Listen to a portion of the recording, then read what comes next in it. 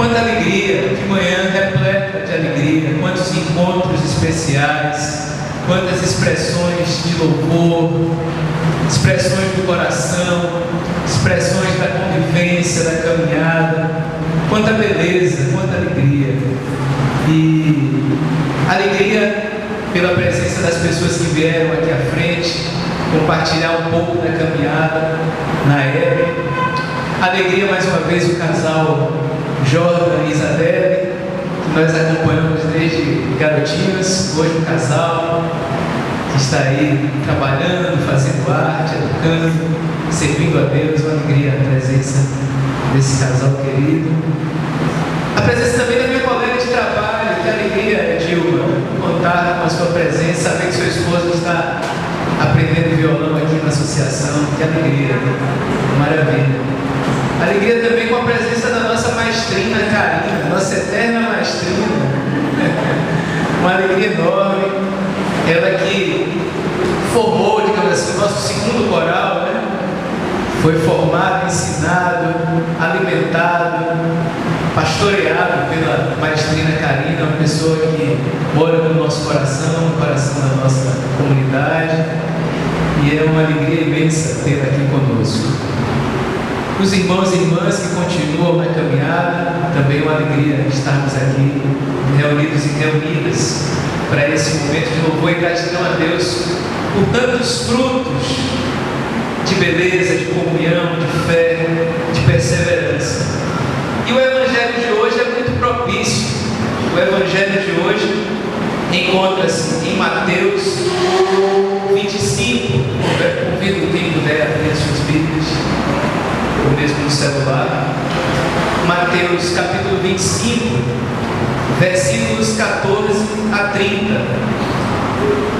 Muito do que esse texto nos ensina já foi dito aqui pelas pessoas que compartilharam a sua caminhada neste semestre, ou mesmo de anos anteriores aqui na época. Muito já foi dito, eu vou só complementar a mensagem de hoje a partir da leitura deste Evangelho. Mateus 25, versículos 14 a 30, que veio com uma palavra muito generosa de Deus para nós nesta manhã. Mateus 25, versículos 14 a 30, que diz assim: Acontecerá como um homem que ia viajar para o estrangeiro, chamando seus empregados, entregou seus bens a eles. A um deu 5 talentos, a outro 2, e a um terceiro, a um deu 5 talentos, a outro 2, e ao terceiro, a cada qual de acordo com a própria capacidade. Em seguida viajou para o estrangeiro. O empregado, que havia recebido os 5 talentos, saiu logo, trabalhou com eles e lucrou outros 5. Do mesmo modo, o que havia recebido 2, lucrou outros 2. Mas aquele que havia recebido um só, saiu, cavou um buraco na terra e escondeu o dinheiro do seu patrão. Depois de muito tempo, o patrão voltou e foi ajustar contas com os empregados. O empregado que havia recebido 5 talentos entregou-lhe mais 5, dizendo: Senhor, tu me entregaste 5 talentos, aqui estão mais 5 que lucrei. O patrão disse: Muito bem, empregado bom e fiel. Como você foi fiel na administração de tão pouco, eu lhe confiarei muito mais. Venha participar da minha alegria. Chegou também o que havia recebido 2 talentos e disse: Senhor, tu me entregaste 2 talentos, aqui estão mais 2 que lucrei. O patrão disse: Muito bem, empregado bom e fiel. Como você foi fiel na administração de tão pouco, eu lhe confiarei muito mais. Venha participar da minha alegria. Por fim chegou aquele que havia recebido 1 talento e disse: Senhor, eu sei que tu és um homem severo, pois colhes onde não plantaste e recolhes onde não semeaste. Por isso fiquei com medo e escondi o teu talento no chão. Aqui tens o que te pertence. O patrão lhe respondeu: empregado mau e preguiçoso, você sabia que eu colho onde não plantei e que recolho onde não semeei. Então você devia ter depositado meu dinheiro no banco, para que na volta eu recebesse com juros o que me pertence. Em seguida o patrão ordenou: tirem dele o talento e deem ao que tem 10, porque a todo aquele que tem será dado mais e terá em abundância, mas daquele que não tem, até o que tem lhe será tirado. Quanto a esse empregado inútil, joguem-o lá fora na escuridão, aí haverá choro e ranger de dentes. Amém. Essa é uma parábola muito fácil de ser mal interpretada. É uma parábola muito fácil de ser mal interpretada, porque Jesus nessa parábola usa símbolos um pouco estranhos ao conjunto do seu ensino, né? Quando a gente pensa nessa parábola, um patrão que vai viajar e distribui esses talentos, 5, 2 e 1, e na volta tira daquele que tem menos para dar o que tem mais, isso é um pouco estranho aos ensinamentos de Jesus, quando a gente considera o que ele falou: jovem rico, dê tudo que você tem aos pobres e me siga, né? Não combina muito bem. Ou quando Jesus fala do rico e Lázaro, e o rico não apoiou aquele pobre que estava à sua porta, e Jesus condena aquela ganância. Ou várias outras passagens, quando Jesus disse que primeiro busque o reino de Deus e sua justiça, não ajuntem riquezas, que a ferrugem e a traça comem. Então Jesus sempre teve uma postura não de acumulação de riquezas, nem de tirar de quem tem pouco para passar para quem tem mais, ou essa linha até que a gente poderia chamar um pouco capitalista, meritocrática: quem mereceu mais, recebeu mais. Então essa parábola é muito fácil de ler de uma forma equivocada, mas a gente precisa considerar esse conjunto do ensino e da vida de Jesus, que foi pautada pela partilha, pela solidariedade, pela compaixão com os que menos tinham, com o cuidado com os mais vulneráveis. Mas dito isso, irmãos e irmãs, essa parábola não tem um sentido materialista, como eu falei, não deve ser confundido com uma interpretação capitalista, meritocrática, que é muito em voga hoje em dia. Mas quando Jesus fala desses talentos, ele está falando dos nossos dons e do próprio dom da vida, do próprio dom do Evangelho, do dom do amor, que quanto mais se reparte, mais se multiplica. E aí, nesse sentido, irmãos e irmãs, do que vimos aqui hoje, esse texto nos convida a não enterrarmos os nossos dons no chão.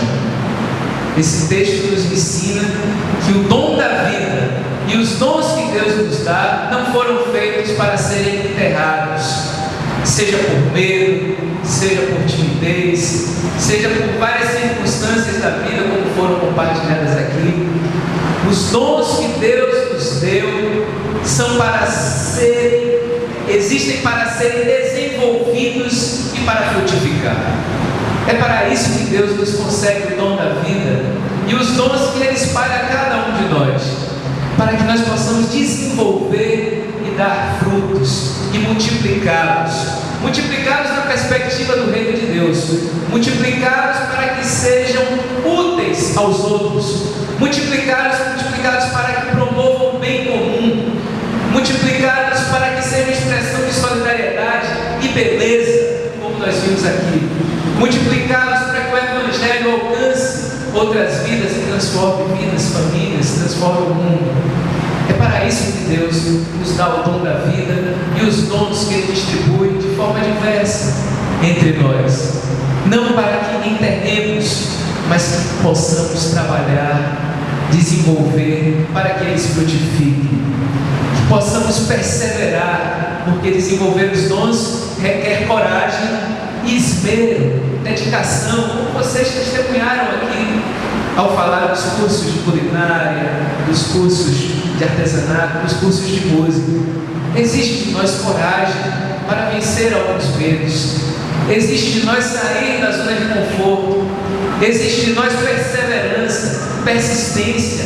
O dedo faz calo às vezes, A pestana não sai de cara, mas é na perseverança que nós vamos aprendendo, desenvolvendo e tocando juntos, e tocando para a comunidade, alimentando não só o pequeno grupo inicialmente ali da aula, mas para a comunidade, e tocando para a cidade, como o nosso professor e a sua esposa vem fazendo, contribuindo com a sociedade, assim como nós do bairro, da família. É para isso que Deus nos dá os nossos dons, não para entregá-los, não para nos sabotarmos. Eu não consigo, eu não posso, eu não tenho tempo. Não. O Espírito de Deus nos ajuda e nos encoraja a desenvolvermos estratégias, a organizarmos nosso tempo para colocarmos os nossos dons a serviço do amor de Deus. Essa é a mensagem principal que esse texto tem para nós e nos traz nessa manhã.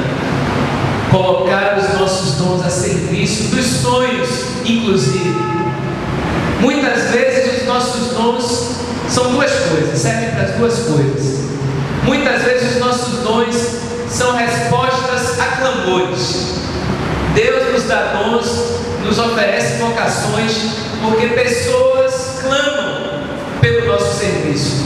Pessoas precisam do nosso serviço, precisam da nossa ajuda, precisam do nosso cuidado, e os nossos dons podem ajudar essas pessoas. Os dons existem para responder a clamores das pessoas que estão ao nosso redor. Clamores por cuidado, clamores por um alento, clamores por um óleo de alegria. Os dons existem para responder a clamores. E os dons existem também, irmãos e irmãs, para realizar sonhos, para trazer plenitude à vida, a nós que realizamos esses dons e às pessoas que estão ao nosso redor. Os dons existem para que os sonhos se realizem. E como diz a música, os sonhos não existem. Sonho que se sonha só, sonho que se sonha só, mas sonho que se sonha junto se torna realidade. Então, irmãos e irmãs, possamos nos sentir tocados, cada vez mais encorajados e fortalecidos pela palavra de Deus, a esperarmos pela sua segunda vinda e a caminharmos com Jesus assim, não de braços cruzados, não enterrando os nossos dons, mas desenvolvendo cada vez mais, aprofundando cada vez mais e colocando os nossos dons e o dom da nossa vida a serviço de Deus e a serviço do nosso próximo, para que possamos também cantar, como diz aquele hino: dá-nos, ó Deus, o gozo dos frutos dos teus ensinos de amor. Que Deus possa nos conceder, celebrar e desfrutar os frutos dos dons que Ele nos concede para servir, para promover o bem, para cuidar, para sermos expressão do amor de Deus onde quer que estejamos. Que assim Deus nos abençoe. Essa palavra complementa o Evangelho que já foi partilhado aqui através dos testemunhos, e que assim o nosso bondoso Deus nos ajude a viver a sua santa, libertadora e amorosa palavra. Amém.